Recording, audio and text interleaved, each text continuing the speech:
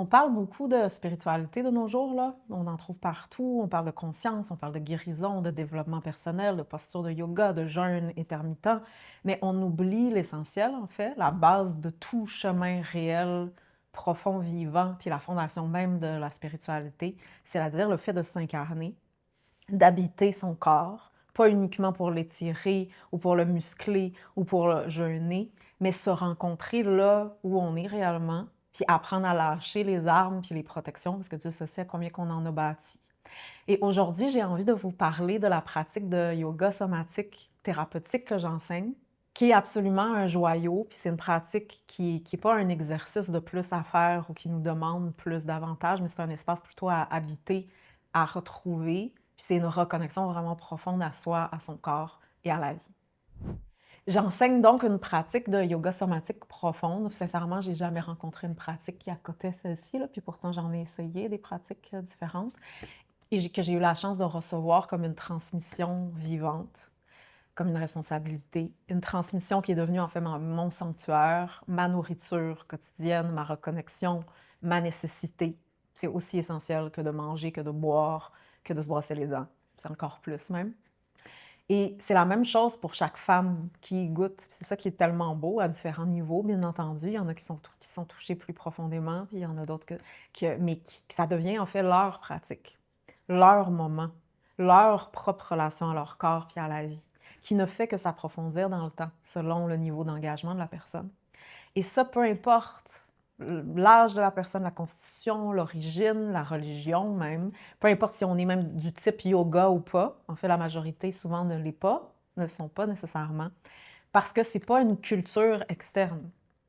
C'est pas une vision limitée qu'on peut avoir du yoga comme une posture à prendre ou comme un moule justement externe où il faut être flexible ou ceci ou cela ou pas nécessairement se reconnaître dans l'image qui est projetée ou le courant à la mode. C'est simplement l'art de s'incarner en tant qu'humain dans son corps, en devenir conscient, apprendre à s'y déposer. Puis ça, c'est quelque chose en soi. Donc donner à son corps qu'on a tellement pris pour acquis là, tout au long de notre vie, l'espace puis l'ancrage dont il a véritablement besoin, apprendre à l'écouter, à le recevoir, à avoir un dialogue conscient avec celui-ci, à le laisser être puis exister là, plutôt que de lui imposer constamment, parce que le corps porte une intelligence dont on ne connaît pas, et c'est la base de la spiritualité.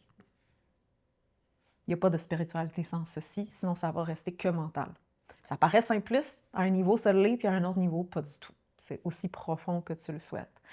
Et notre corps a accumulé au fil du temps, là, immensément.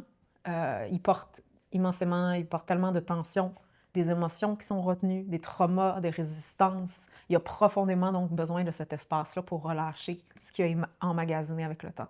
C'est pour ceci que tellement de gens, en fait tout le monde, ont le corps ou le mental, ou généralement les deux, qui crient aussi fort. Il y a une raison.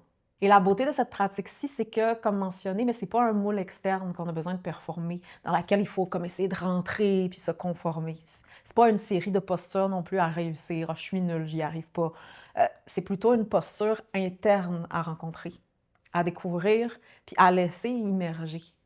Donc c'est vraiment un espace pour se déposer, chose qu'on n'a jamais appris jusqu'ici.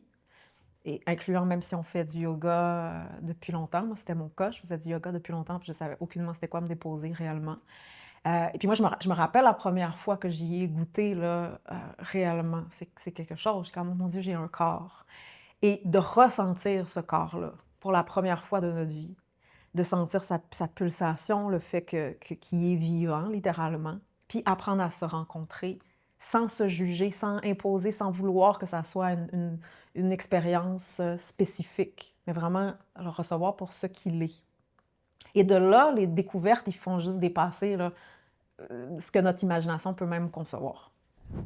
Donc, pour celles et ceux qui ont soif d'une réelle connaissance, peu importe qui vous êtes, le corps est notre réelle librairie de savoir, pas mentale, pas une connaissance qui vient de l'extérieur. Tout ce que je sais aujourd'hui vient de cette pratique-là, littéralement. Et on juge constamment qui on est et notre nature. Et en fait, on n'a aucune idée du pouvoir et de l'intelligence de la nature qui habite dans notre corps, que l'on porte en soi. Une intelligence qui a été négligée, utilisée, poussée, ignorée encore et encore, jusqu'à être à bout, là, puis totalement inflammé, peut-être vous le sentez dans votre corps, puis épuisé. Donc, avoir cet espace-là pour d'abord se déposer à l'intérieur de soi, c'est absolument essentiel. C'est pas « Ah non, c'est trop simple », parce que le mental veut souvent que ça soit très compliqué, donc sembler être un problème impossible à régler, ça l'est pas. Apprendre de là, quand je rentre dans l'intérieur de mon corps, j'apprends à rencontrer les parties de moi que je juge, que j'ai délaissées, qui n'ont jamais été entendues. C'est pour ça que ça crie aussi fort. Les parties, donc justement, qui crient puis qui prennent toute la place, là, puis les autres qui sont complètement écrasées, enfouies. Et cette pratique-là, elle est à la fois vraiment très concrète, c'est-à-dire c'est très simple, il y a une simplicité désarmante, en fait. C'est très terre-à-terre, ancré, donc c'est accessible à tous, c'est pas tout flafla. Puis à la fois, c'est extrêmement profond, là, aussi profond que l'on souhaite aller. Donc, on va se rencontrer à un niveau tellement, c'est beaucoup plus profond que ce qu'on a pu connaître jusqu'à présent, et ça, peu importe ce qu'on a pu acquérir comme expérience. Et il y a notre fameux système nerveux qui est en overload constant, qui a enfin la chance de décharger au sol puis à travers la structure osseuse. Puis ça, c'est absolument essentiel pour fonctionner, là. Sinon, il y a tellement de symptomatiques qui viennent avec le fait d'avoir un système en surcharge. Puis c'est grâce à des principes qui sont vraiment simples, puis qui sont universels, mais extrêmement puissants, qui permettent d'activer cette intelligence-là naturelle, innée du corps, de s'auto-régénérer, d'auto-guérison, puis d'apprendre à donner finalement à notre corps, donc à soi, ce dont on a, ce dont il a, ce dont j'ai profondément besoin. Et c'est une pratique qui est simplement, pour être honnête, là, essentielle à mon fonctionnement. Ça soutient absolument tout ce que je fais dans la vie, puis c'est mon moment où je me rebranche, puis je me retourne au courant de vie. Et une des choses que je trouve la plus belle, en fait, c'est de voir à quel point les corps se rappellent de ce savoir-là ancien. Du moment où on y est initié, quand on est guidé puis que les portes s'ouvrent tranquillement une à une, bien, ce savoir-là, il refait surface naturellement. Donc, voir les femmes goûter à cette médecine-là de la nature dans leur corps, goûter à leur propre médecine, à la puissance de la vie qui est infinie, qui est grandiose, qui est extraordinaire, que même les mots sont limités pour exprimer, qui est parfaitement orchestré. Ce corps humain-là est extraordinaire. Puis se rencontrer courageusement dans nos tensions, construites au fil du temps pour ensuite apprendre petit à petit à les relâcher. Parce que ces tensions-là qu'on porte sont en fait les parties inconscientes de soi qui crient. Et quand on apprivoise les tensions, bien, c'est là qu'on apprend à les relâcher petit à petit, puis que donc la vie se met à se transformer de l'intérieur. Puis on ne devient pas quelqu'un d'autre. Parce que c'est ça, souvent, on a l'impression, non, on accède à ce moment-là à plus de soi. Puis il y a cette relation-là intime qui est développée face à la vie, à l'intérieur, directement. Puis ça change tout du fait parce que c'est quelque chose qu'on n'a pas appris. C'est pas magique, c'est pas instantané, mais les bénéfices à la fois, bien, sont rencontrés dès les premières fois, là. C'est comme, littéralement, c'est un retour à la maison. Puis quand on retourne à la maison, il y a comme il y a cet expire-là qui peut arriver, c'est enfin, je peux... Puis peu importe ce qu'on vit, on sait qu'on a cet endroit-là, ce temple-là où revenir. Et ça déconstruit petit à petit ce qui n'est pas soi, ce qui est externe à soi, mais qu'on a pris sur soi. Puis ça nous permet d'accéder petit à petit à ce qui nous appartient réellement en dessous. Donc, si vous sentez ce besoin-là de vous offrir un tel espace, puis un espace pour vous déposer, puis pour apprendre à vous incarner, puis récupérer aussi, puis de là, vous rencontrer petit à petit, je vous invite à ce moment-là à me contacter, puis on va pouvoir voir c'est quoi la meilleure façon pour vous d'entamer ce processus-là, puis être initié à la pratique somatique, et donc qui va être adapté selon votre réalité, votre besoin, votre rythme, votre setup particulier, puis unique.